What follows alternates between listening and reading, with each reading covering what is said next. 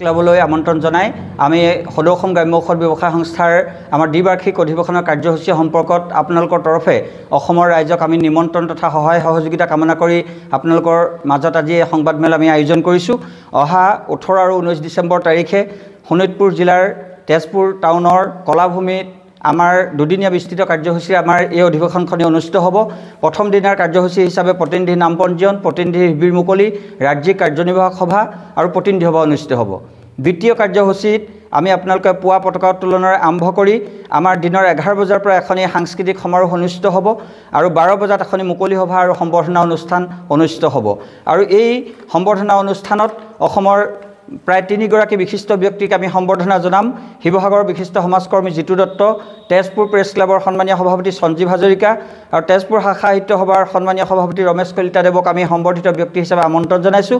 ইয়াৰ লগে লগে আমাৰ অনুষ্ঠানত আমি আমন্ত্ৰণ জনাইছোঁ মুখ্য অতিথি হিচাপে অসমৰ মাননীয় পৰিবহণ মন্ত্ৰী শ্ৰীযুত যোগেন মোহন ডাঙৰীয়া, শোণিতপুৰ লোকসভা সমষ্টিৰ সাংসদ ৰঞ্জিত দত্ত ডাঙৰীয়া আৰু আমাৰ মাননীয় ঔষধ নিয়ন্ত্ৰক বিশ্বজিৎ তালুকদাৰ ডাঙৰীয়াক আমি আমাৰ মুখ্য অতিথি হিচাপে আমন্ত্ৰণ জনাইছোঁ আৰু অৱসৰপ্ৰাপ্ত ঔষধ নিয়ন্ত্ৰক হৃদয়ানন্দ মহন্ত ছাৰক আমি নিৰ্দিষ্ট বক্তা হিচাপে আমন্ত্ৰণ জনাইছোঁ।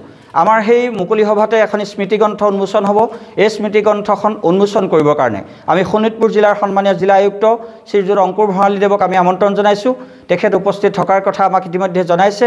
ইয়াৰ লগতে বিশিষ্ট অতিথি হিচাপে তেজপুৰ সমষ্টিৰ মাননীয় বিধায়ক পৃথ্বীৰাজ ৰাভা ডাঙৰীয়া, চতিয়া সমষ্টিৰ বিধায়ক পদ্ম হাজৰিকা ডাঙৰীয়া, ৰঙাপাৰা সমষ্টিৰ সন্মানীয় বিধায়ক কৃষ্ণকমল তাঁতী ডাঙৰীয়াক আমি বিশিষ্ট অতিথি হিচাপে আমন্ত্ৰণ জনোৱাৰ লগতে বহুকেইগৰাকী বিশিষ্ট ব্যক্তিক আমি আমন্ত্ৰণ জনাইছোঁ।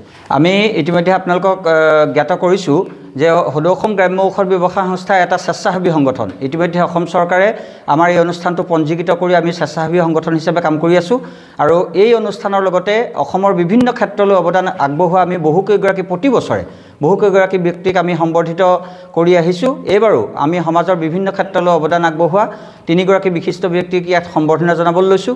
আৰু আপোনালোকে জানে যে কৃতি ছাত্ৰ ছাত্ৰীসকল যিসকলে দৰিদ্ৰ পৰিয়ালৰ পৰা বিশেষ কৃতিত্ব সহকাৰে উত্তীৰ্ণ হৈ আহিছে, আমি তেখেতসকলক শিক্ষাগত শিক্ষাৰ গ্ৰহণৰ কাৰণে, উচ্চ শিক্ষা গ্ৰহণৰ কাৰণে বহু সময়ত আমি বিভিন্ন ধৰণৰ সহায় সহযোগ আমি আগবঢ়াই আহিছোঁ।